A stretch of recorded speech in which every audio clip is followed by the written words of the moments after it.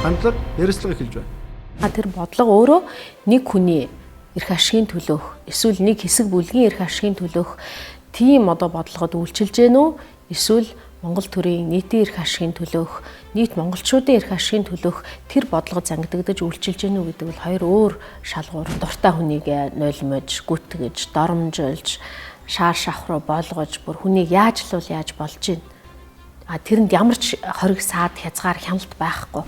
За манан муухай юм бол тэгвэл өөр яах юм бэ гэдэг асуултад нь хариултгүй байж болохгүй.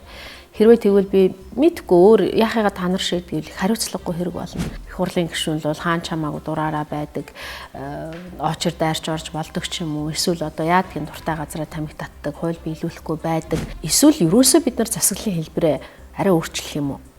Ерөнхийлөгчийн засаглалтай байж болно. Ерөнхийлөгчийн засгийн газараа шүү.